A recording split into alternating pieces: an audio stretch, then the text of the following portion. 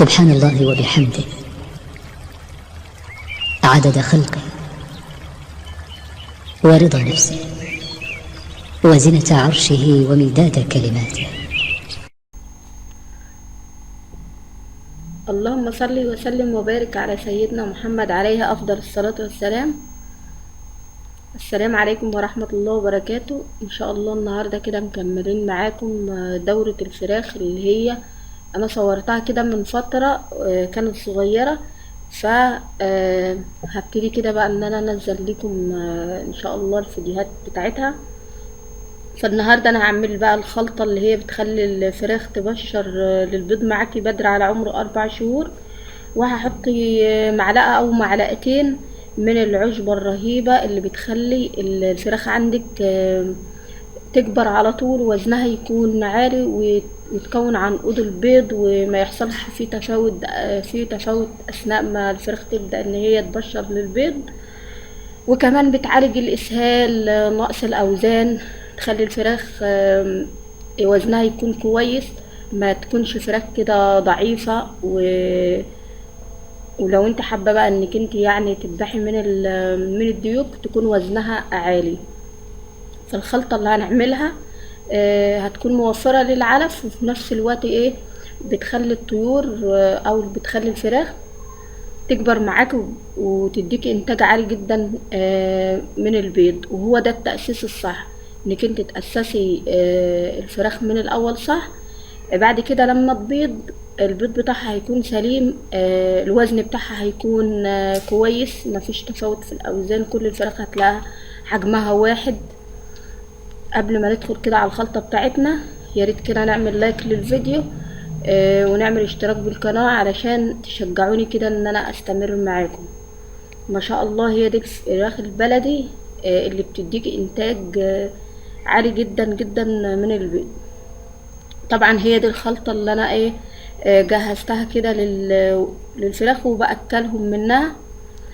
طبعا الخلطة دي فيها نسبة دشيشة بسيطة علشان ما تعملش دهون عندهم، يعني نسبة بسيطة اقل من المكونات التانية. والعلف اللي هو 23%، ومعاه كمان علف 21%، الاتنين مع بعض. وما شاء الله يعني بقوم مقلبهم كده مع بعض. وكمان في برضو في المكونات دي العيش الناشف اللي هو المدشوش، عيش ناشف كده، وهتوديه المدشة وهتحطيه كده على الخلطة علشان مش عايزين نخلي الفراخ تكون عندها دهون. دي طبعا العيش اللي هو المطحون مع العلف اللي هو الخشن اللي هو 21%، وكمان عليهم الدشيشة. وببتدي كده ان انا احطهم كده في العلافات بتاعت الفراخ. فما شاء الله بتلاقيهم ان هم بياكلوا، والفراخ بتكون عنقود البيض بتاعها كده بتديك انتاج عالي من البيض.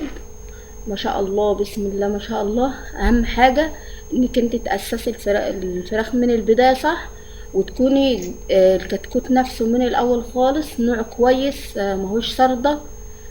فهتلاقيه بقى ابتدى ان هو يكبر معاك على طول من غير اي مشاكل.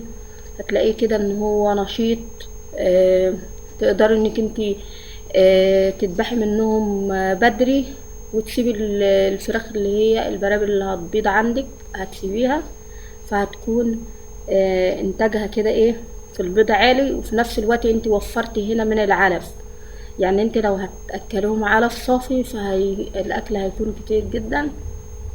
طبعا ما شاء الله الفراخ كده بتلاقيها كبرت. وفي كمان في الخلطة يعني عفوا انا نسيت اتكلم عنه، وهو الفول الصويا الناعم خالص خالص برضو مع الخلطة دي، علشان الناس اللي هي في التعليقات اللي فاتت في الفيديوهات اللي انا بنزلها للفراخ طلبوا مني الخلطة بتاعت الفراخ. هي دي الخلطة اللي انا باكل منها الفراخ، ومنها حجمهم بيكون كويس وهما بيكونوش دهون، وهو ده اللي احنا عايزينه.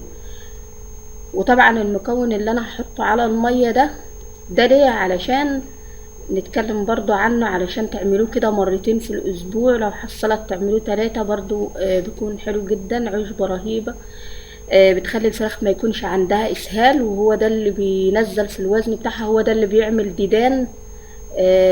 الفراخ ما بيكون عندها ديدان بتلاقيها مسيفة كده وما بتكبرش. فالعشبة دي رهيبة.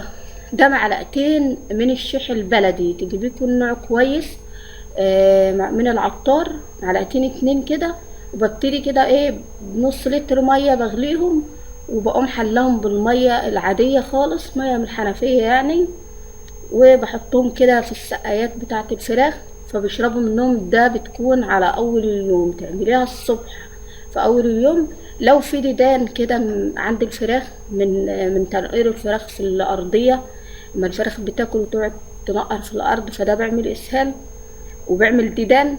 لا الشيح ده لو عملتيه 2 3 في الاسبوع بيكون ممتاز جدا، بيخلي الفراخ تكبر معاكي على طول من غير مشاكل، بتمنع الاسهالات، وفي نفس الوقت بيكون حلو علشان نكونه عنقود البيض. ف اعملوها 2 مرات في الاسبوع.